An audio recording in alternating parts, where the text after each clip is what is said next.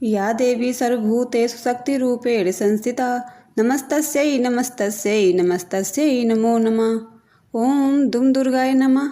दोस्तों, स्वागत है आपका हमारे चैनल त्यौहार उत्सव में। आज नवरात्र की सप्तमी तिथि है।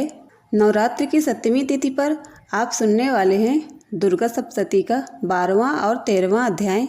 और नवरात्र की सप्तमी तिथि पर माँ भगवती दुर्गा के 7वें स्वरूप माँ कालरात्रि की पूजा आराधना की जाती है। माँ भगवती दुर्गा का ध्यान करके पावन और परम कल्याणकारी कथा का श्रवण करते हैं।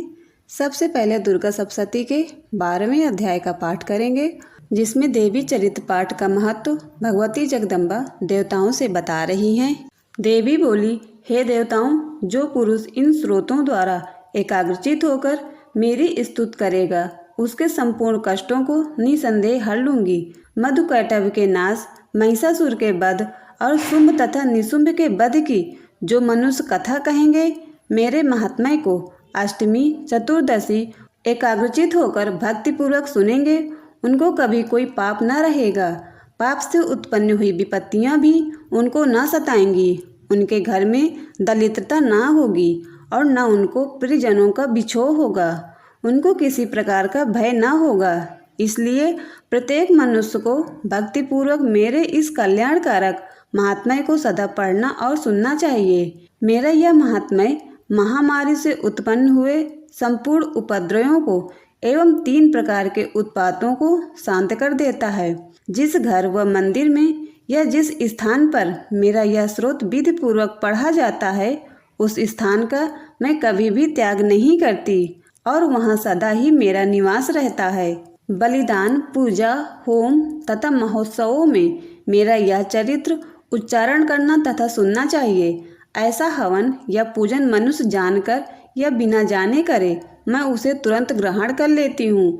मैं शरद काल में प्रत्येक वर्ष जो महापूजा की जाती है, उसमें मनुष्य भक्तिपूर्वक मेरा यह महात्म्य सुनकर सब विपत्तियों से छूट जाता है और धन धान तथा पुत्र आदि से संपन्न हो जाता है।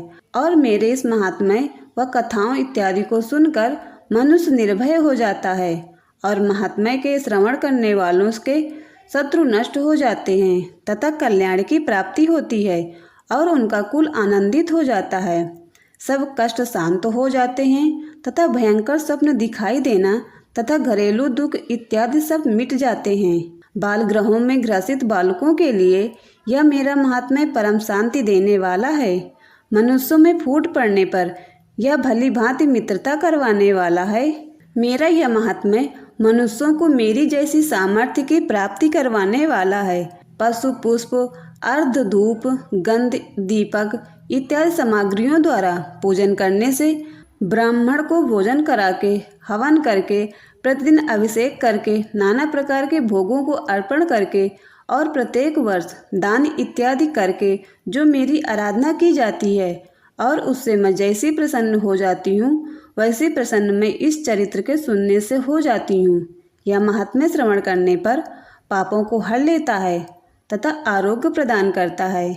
मेरे प्रादुर्भाव का कीर्तन दुष्ट प्राणियों से रक्षा करने वाला है, युद्ध में दुष्ट दैत्यों का संहार करने वाला है। इसके सुनने से मनुष्य को शत्रुओं का भय नहीं रहता। हे देवताओं, तुमने जो मेरी स्तुति की है अथवा ब्रह्मा जी ने जो मेरी स्तुति की है, वह मनुष्यों को कल्याणमयी बुद्धि प्रदान करने वाली है।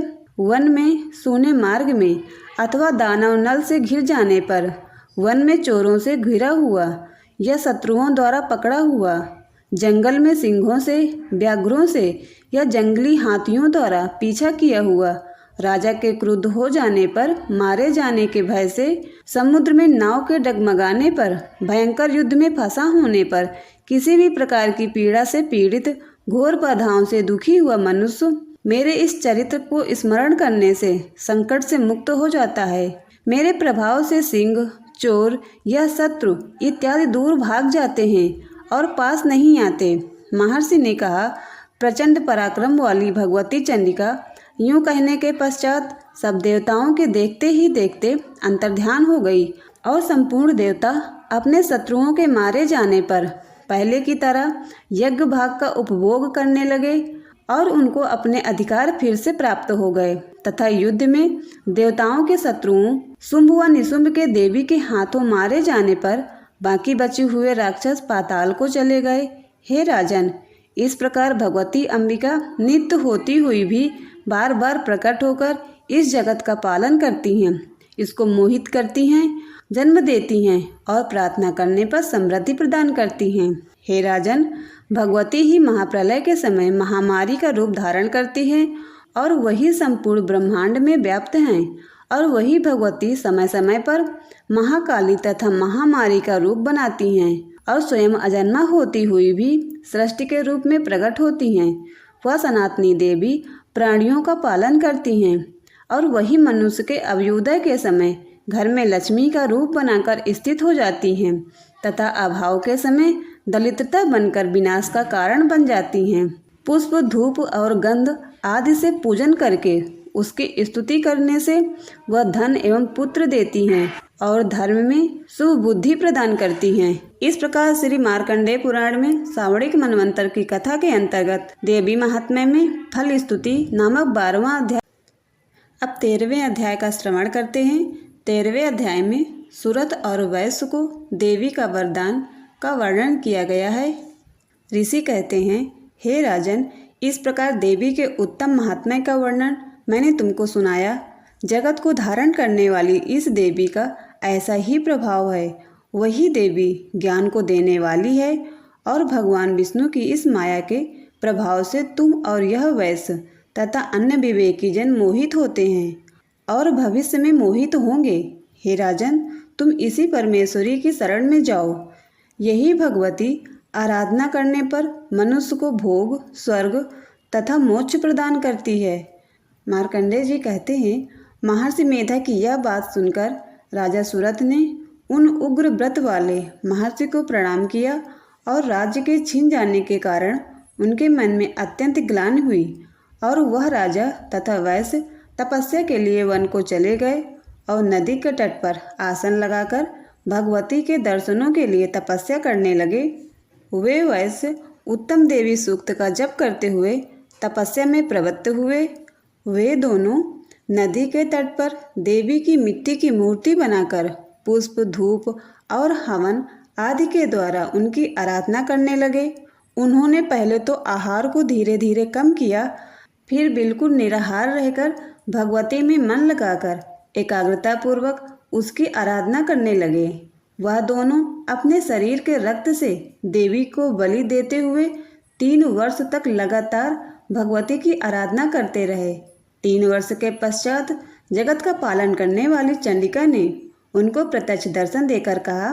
देवी बोली, हे राजन तथा अपने कुल को प्रसन्न करने वाले वैश्य, तुम जिस वर की इच्छा रखते हो वह मुझसे मांगो, वह वर मैं तुमको दूंगी, क्योंकि मैं तुम पर अत्यंत प्रसन्न हूँ। मार्कंडेय जी कहते हैं, यह सुनकर राजा ने अगले जन्म में नष्ट न होने वाला अखंड राज्य और इस जन्म में बलपूर्वक अपने शत्रुओं को नष्ट करने के पश्चात अपना पुनः राज्य प्राप्त करने के लिए भगवती से वरदान मांगा। और वैश्य ने भी, जिसका चित्त संसार की ओर से विरक्त हो चुका था, भगवती से अपनी ममता तथा अहंकार रूप आसक्ति को नष्ट कर देने वाले ज्ञान के लिए कहा।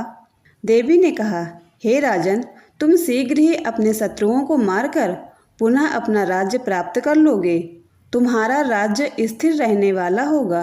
फिर मृत्यु के पश्चात आप सूर्यदेव के अंश से जन्म लेकर सावर्णिक मनु के नाम से इस पृथ्वी पर ख्याति को प्राप्त होंगे। हे वैश्य कुल में श्रेष्ठ, आपने जो मुझसे वर मांगा है वह आपको देती हूँ। आपको मोक्ष को देने वाले ज्ञान की प्राप्ति होगी।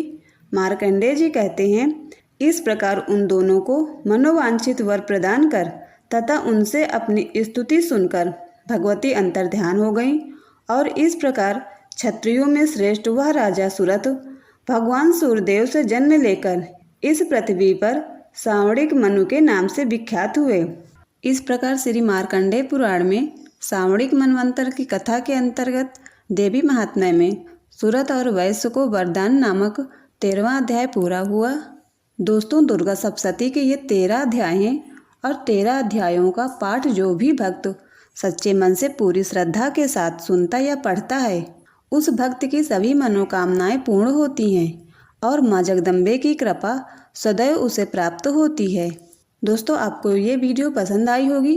वीडियो पसंद आई हो तो हमारे YouTube चैनल त्योहार उत्सव को लाइक, शेयर और सब्सक्राइब करें, जिससे कि आगे आने वाली हर वीडियो की नोटिफिकेशन आपको मिलती रहे। आप सभी का बहुत बहुत धन्यवाद।